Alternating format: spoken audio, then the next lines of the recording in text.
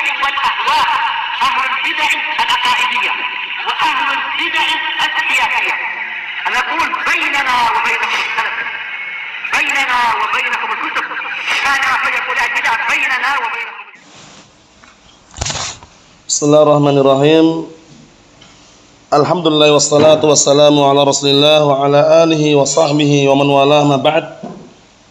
Kita lanjutkan bacaan terhadap kitab Mustalahul Hadis karya Asy-Syaikh Muhammad bin Shalih Al-Utsaimin rahmatullahi alaih. Disimak baik-baik barakallahu fiik. Sekarang kita akan masuki halaman 86. Halaman 86. Masih membahas seputar Musnad Al-Imam Ahmad Ibn Muhammad Ibn Hanbal Asy-Syaibani. Apa kata beliau di sini? Kata Syekh Muhammad bin Shalih Al-Utsaimin, simak baik-baik. Wa qad sannafa al-Hafidz Ibnu Hajar kitaban sammahu Al-Qaul Al-Musaddad fi adh-Dhabbi 'anil Musnad. Perhatikan. Dan sungguh Al-Hafidz telah menulis suatu karya tulisan Ibnu Hajar rahimahullah, suatu kitab sammahu yang beliau memberi nama kitab tersebut Al-Qaul Al-Musaddad fi adh-Dhabbi 'anil Musnad. Ucapan yang benar di dalam membela terhadap Musnad. Musnad siapa ini? Musnad Imam Ahmad. Disimak ya kitabnya ya. Nah, jadi kemarin sudah kita lewati, para ulama silang pendapat mengenai isi kandungan Musnad Ahmad. Ada yang mengatakan semua di dalam Musnad Ahmad yang jumlahnya hampir kurang lebihnya 750.000 hadis, itu semuanya hujjah. Itu pendapat pertama kemarin ya. Ada yang mengatakan di dalamnya ada yang sahih, ada yang dhaif, ada yang maudhu' palsu bahkan. Ada yang mengatakan di dalamnya ada yang sahih, ada yang dhaif. Kalaupun dhaif, dhaifnya munjabir. Bisa dipahami? Naam. Dan terus bagaimana kalau ada yang palsu juga? Dibawa kepada kemungkinan besar yang palsu, yang dhaif itu, yang tidak bisa dijadikan hujjah, itu kemungkinan besar tambahan yang dibawa oleh siapa? Putranya. Itu Abdullah ibn Ahmad. Paham? Atau yang dibawa oleh Abu Bakar Al-Qati'i. Naam, seperti itu. Jadi insyaallah jawabannya dah paham. Berikutnya, zakara fihi al-ahadits allati hakam al-Iraqi 'alaiha bil wad'.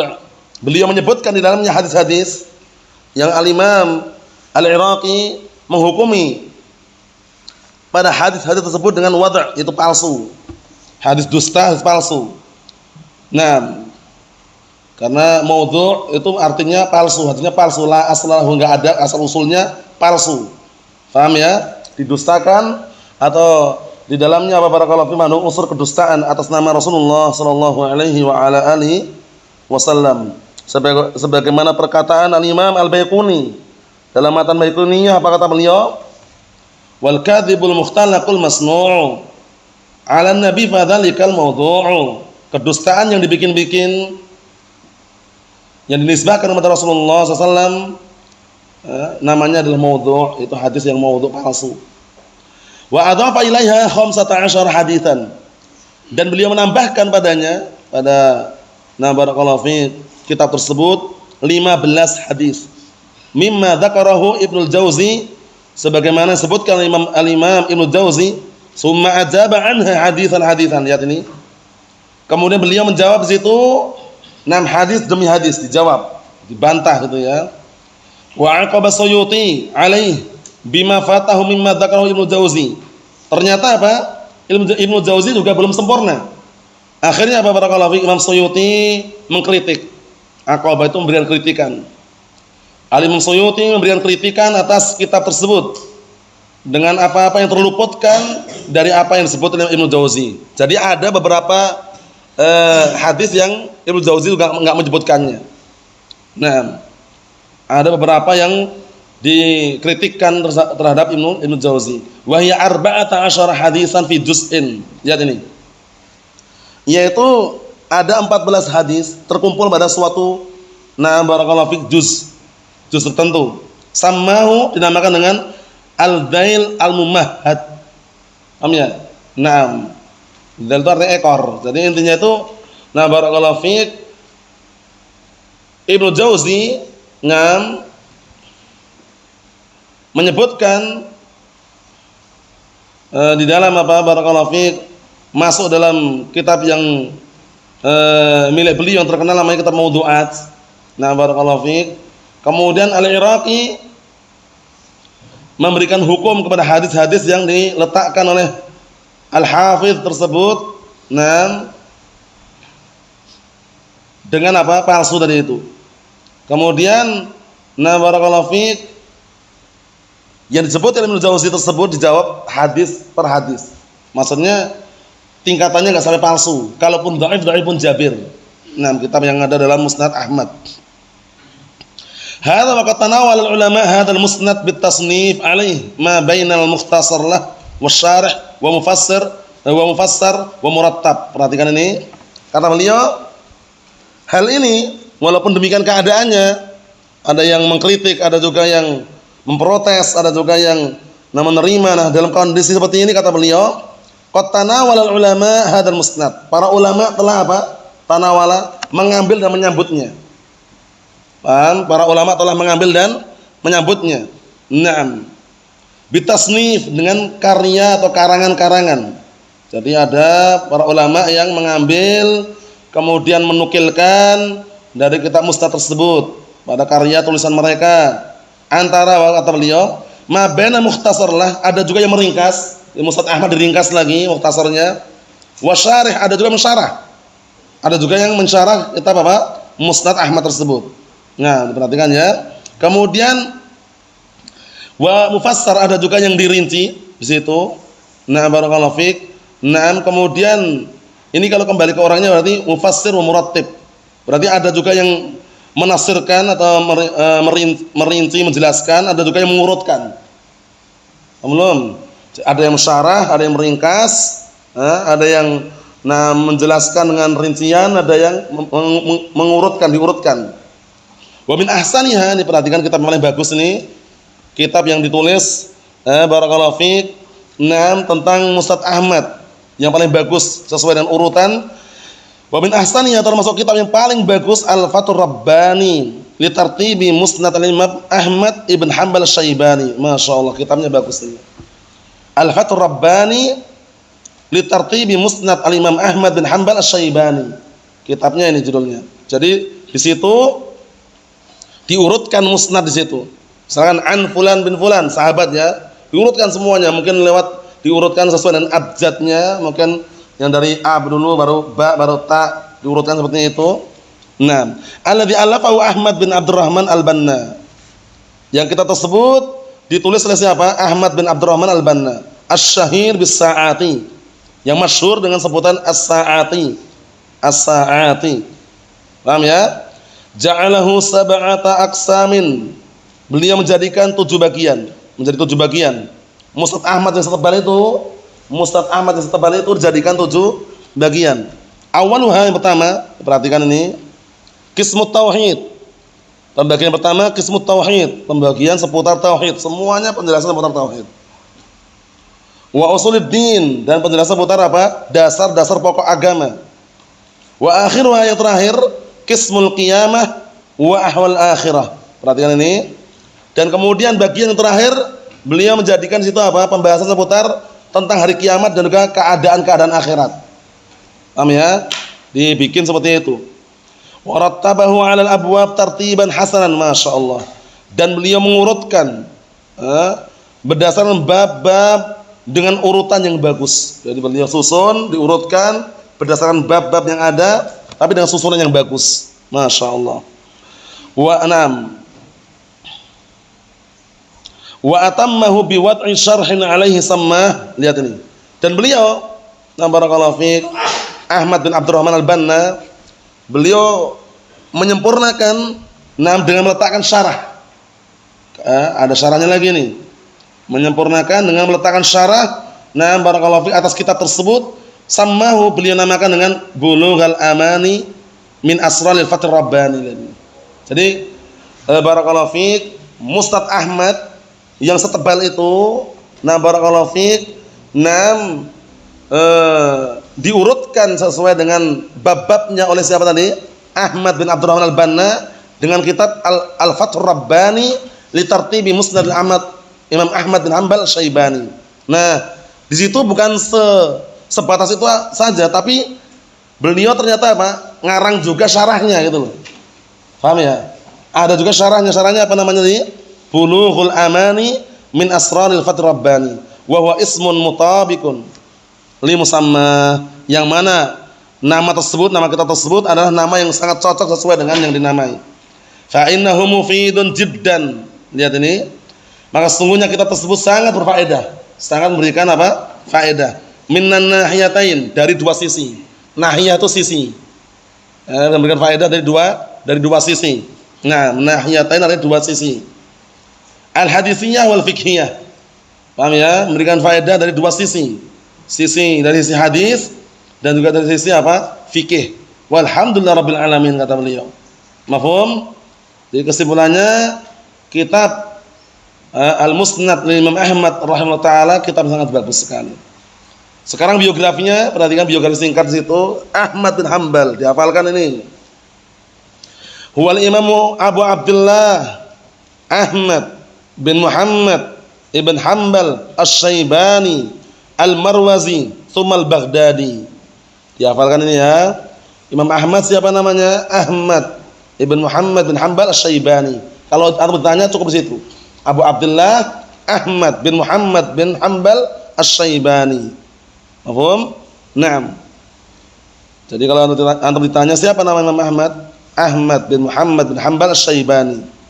Wulida sanah, beliau dilahirkan pada tahun 164. Naam. Fi Naam Maru. Ini nama tempatnya nih ya, nama tempat. Tsumma humila ilal Baghdad. Kemudian beliau dibawa ke Baghdad. Wa huwa radhi', dalam kondisi waktu itu beliau masih menyusu.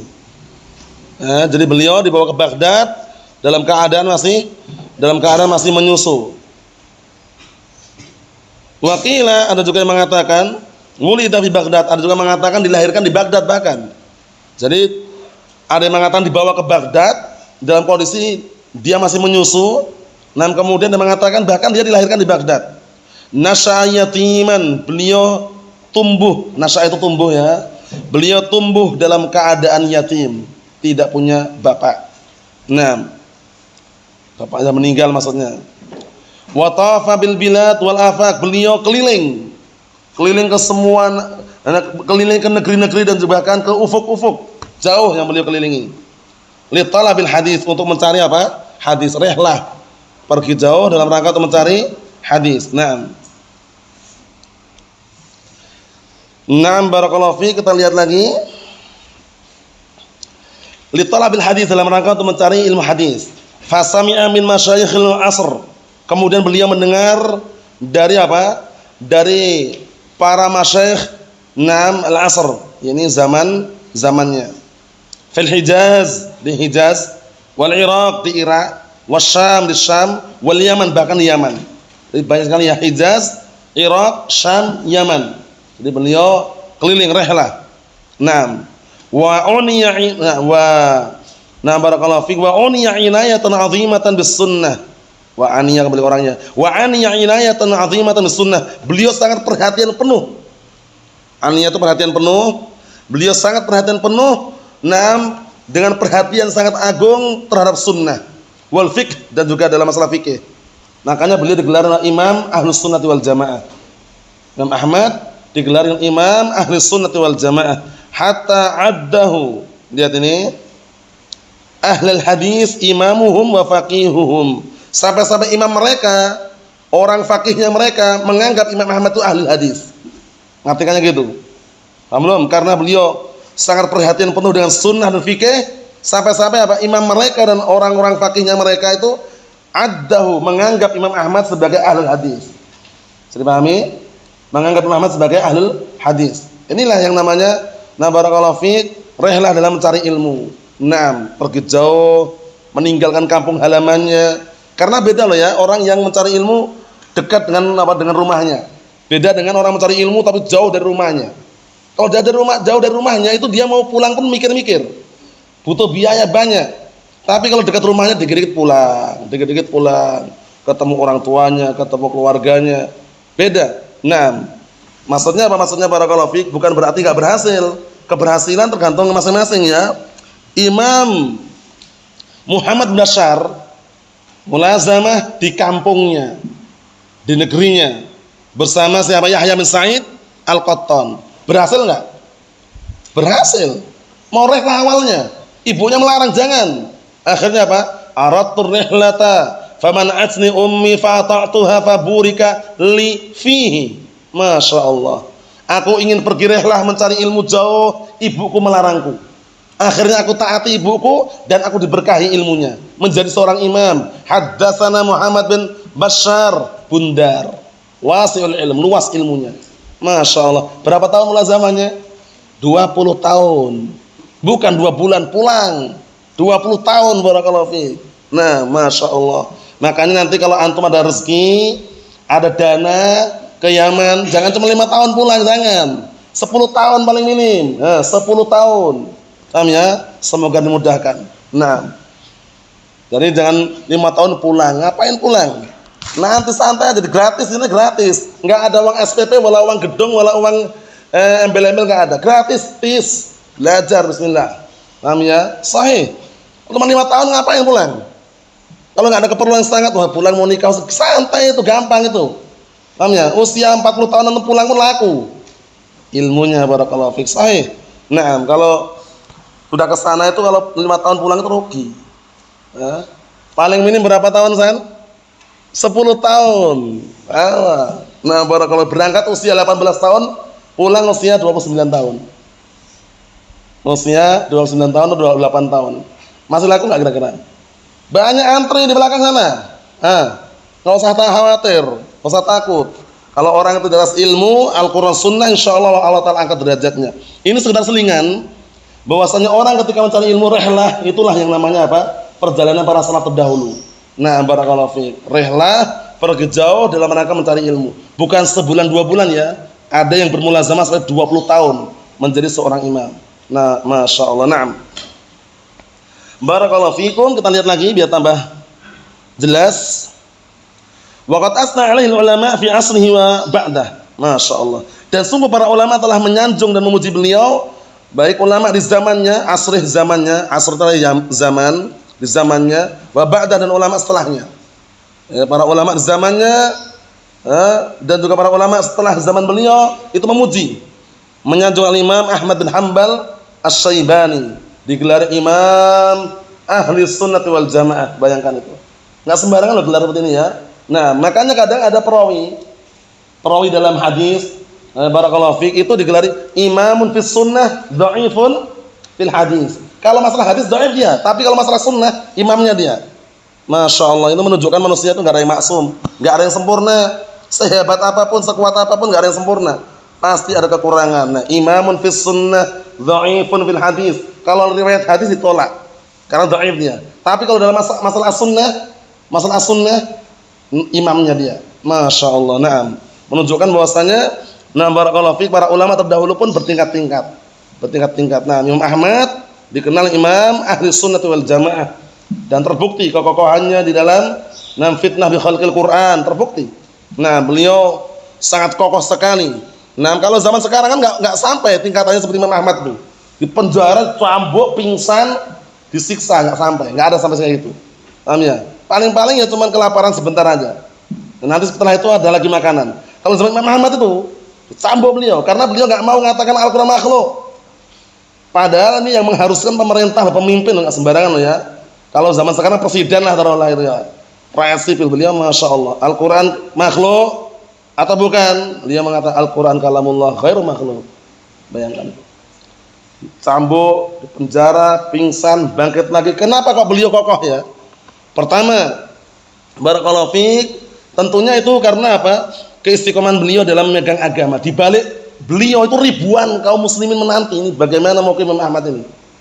Karena yang lainnya ada imam-imam yang lain al-sunnah juga enggak kuat. Paham ya? Untuk menerima cambukan-cambukan tadi itu. Mereka datang kepada Imam Ahmad minta udzur. minta maaf bahwasanya kami bukan berarti mengatakan Al-Qur'an makhluk, tapi kami enggak kuat cambukannya. Akhirnya menggunakan apa kemarin mereka? Tauriyah. Al-Qur'an, Zabur, Taurat, Injil, Suhuf. Ada yang riwayat Suhuf 5 berarti. Ada yang mengatakan 4 berarti tanpa Suhuf kan? Hadil arba'ah makhluqatun. Kalau 5 berarti hadil khamsah makhluqatun. 5-5-nya ini makhluk. Ya benar, jari jemari kok. Jari jemari makhluk atau bukan Hizam? Ayo, tapi pemimpinnya mengatakan, wah ini dah katakan Al-Qur'an makhluk, Zabur makhluk, Taurat makhluk, kemudian apa? Injil makhluk. Padahal yang diinginkan imam tadi apa? Jari jemarinya. Makhluk bukan? Namanya tauriyah. Namanya tauriyah. Itu diperbolehkan di waktu-waktu yang barakallahu fiik dibutuhkan dan ketika terancam apa?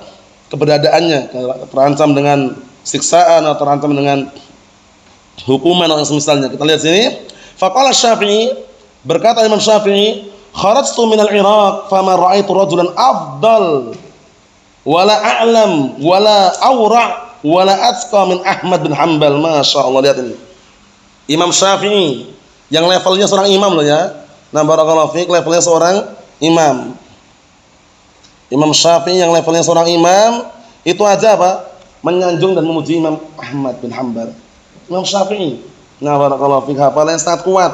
Yang beliau dikenal menghafal apa? Kitab apa yang dihafal? Muwatta Malik. Beliau hafal. Setorkan kepada Imam Malik langsung. Nah, kita lihat apa kata Imam Syafi'i. Kharajtu minal Iraq. Aku keluar dari Irak. Maka aku tidak pernah melihat seorang pun yang lebih afdal, yang lebih berilmu, yang lebih wara', yang lebih bertakwa daripada Ahmad bin Hanbal. Masya Allah. Nah, wa qala Ishaq bin Rahawayh. Nah, ada yang Rahawayh, Ruhuya, paham ya? Nah, tapi Rahawayh ini dari marga atau suku, ada yang mengatakan dari Bani Buai. Ya, Wai, Sibawai, Rahawayh, Mardawai, Manjawai, paham ya? Nah, barakallahu fiik, ada wai-wainya di belakang itu. Paham ya? Ishaq bin Rahawayh, beliau mengatakan Ahmad hujjatun. Ahmad hujjah. Lihat ini. Maksudnya Ahmad ini Imam Ahmad, bukan sembarang Ahmad ya. Nah, Ahmad ini Imam Ahmad maksudnya. Nah, Ahmadu hujjatun bainallah wa baina 'abidih fi ardih. Masya Allah, lihat ini. Imam Ahmad hujjah antara Allah dan antara hambanya di muka bumi ini. Bisa dipahami ya? Nah, wa qala Ibnu Madini. Nah, ini yang sering muncul di garis itu, sering muncul, sering antum dengar para ulama, para masyayikh, para asatidzah Ahlussunnah wal Jamaah sering menukilkan dan berkata Al-Imam Ali Ibnu Madini rahimahullah, innallaha ayyada hadzal din bi Abi Bakar As-Siddiq radhiyallahu anhu yaum riddah wa bi Ahmad bin Hanbal rahimahullah yaumal mihnah. Mirip dengan yang disebutkan berkali-kali itu ya. Kalau yang kita sebutkan biasanya nasrallahu hadzal din bi imamain. Al-Imam Ahmad fil riddah wal Imam Al-Imam Abu Bakar fil riddah wal Imam Ahmad fil mihnah. Tapi ini mirip. Perhatikan ya, mirip ini kan. Al-Imam Ali bin Madini mengatakan innallaha ayyada hadzal din. Sesungguhnya Allah Subhanahu wa taala memberikan dukungan dan menguatkan agama ini. Ayyada, dukungan, kekuatan, memberikan penguat maksudnya. Sesungguhnya Allah taala memberikan dukungan dan juga memberikan penguat terhadap agama ini dengan sebab pertama Abu Bakar Siddiq radhiyallahu anhu. Yaum riddah, di hari yang barakallahu fiik orang-orang murtad tidak membayar zakat. Rasulullah meninggal dunia, banyak beberapa sahabat yang enggak mau bayar zakat, murtad. Paham ya? Akhirnya diperangi sampai-sampai Abu Bakar Siddiq radhiyallahu anhu mengatakan, "Wallahi la uqatilanna man farraqa baina sholati wa zakat." Demi Allah, akan keperangi orang-orang yang memisahkan antara salat dan zakat. Karena semua digabung dalilnya, ya enggak? Wa yuqimus shalah wa yu'tuz zakah. Kok ini ada orang enggak mau bayar zakat, diperangi. Akhirnya mereka apa? Kembali dan bayar zakat. Diperhatikan ini. Paham ya? Naam. Wa bi Ahmad bin Hanbal rahimahullah yaumal mihnah. Dan dengan sebab Imam Ahmad bin Hanbal rahimahullah di hari mihnah. Apa mihnah tadi? Mihnah itu fitnah bi khalqil Quran. Biar antum enggak bingung nanti, apa mihnahnya? Apa ya mihnah? Al-mihnah sini antum kasih catatan kaki. Makna mihnah adalah fitnah bi khalqil Quran. Fitnah dengan apa? mengatakan Al-Qur'an itu makhluk. Waktu itu khalifahnya bengis, jahat, diprovokasi oleh apa? Oknum yang jahat juga. Namanya Ahmad juga. Ahmad bin Abi Duat. Ahmad bin Abi Duat. Itu oknum yang kurang ajar luar biasa, Mu'tazili dia. Mu'tazili. Paham ya? Nah, barakallahu, bahkan bukan Mu'tazili, Jahmi bahkan. Paham ya? Nah, ngasih provokasi, masukan kepada pemerintah, pemimpin, Ahmad bin Hanbal kata wa kata wa kata wa kata. Akhirnya apa? Termakanlah pemimpin tersebut dan syubhatnya Ahmad bin Abi Duat tadi itu. Nah, akhirnya apa? Barakallahu fiik, memaksa rakyat sipil harus mengatakan Al-Qur'an makhluk. Nah, yang tidak kuat ya, nah, barakallahu fiik, cambuk, meninggal, ada yang intinya banyak yang siksa, kemudian ada yang mereka karena nah barakallahu fiik takut siksaan kemudian mengatakan Al-Qur'an makhluk, bukan karena keinginan dia. Hatinya tetap apa? Mutmainnun bil iman, tetap tenang dan keimanan. Seperti itu keadaannya. Nah, tapi Imam Ahmad tidak. Beliau enggak takut sama sekali. Maju pantang mundur beliau. Nah, maju pantang mundur. Nah, Allah musta'an. Nah, wa qala Dzahabi, berkata Imam Dzahabi, nah, kata Imam Dzahabi mengatakan, intahat ilaihil imamatu fil fiqh wal hadits wal ikhlas wal wara' wa ajma'u ala annahu siqatun hujjatun imamun. Nah, barakallahu fi, Imam Dzahabi mengatakan telah barakallahu fi mencapai puncak keimamannya dalam masalah fikih. Intahat ilal imamah maksudnya keimaman dalam masalah fikih mencapai puncaknya. Maksudnya itu benar-benar faqih itu ya. Dan dalam masalah hadis, dalam masalah keikhlasan, dalam masalah wara' wa ajma'u ala annahu siqatun hujjatun imamun. Lihat ini. Dan mereka para ulama sepakat, sepakat bahwasanya Imam Ahmad beliau siqatun hujjatun imamun. Tiga sifat ini. Na'am barakallahu fiik. Jadi para ulama sepakat ya bahwasanya Imam Ahmad siqatun hujjatun imam, siqatun hujjatun imamun. Beliau adalah orang yang siqah, hujjah, imam. Disimak halaman 87. Tuwfiya fi Baghdad. Beliau meninggal di Baghdad. Nah, disimak kitabnya. Beliau meninggal di Baghdad sanah pada tahun 241 Hijriah. An sab'atin wa sab'ina aman. Masyaallah.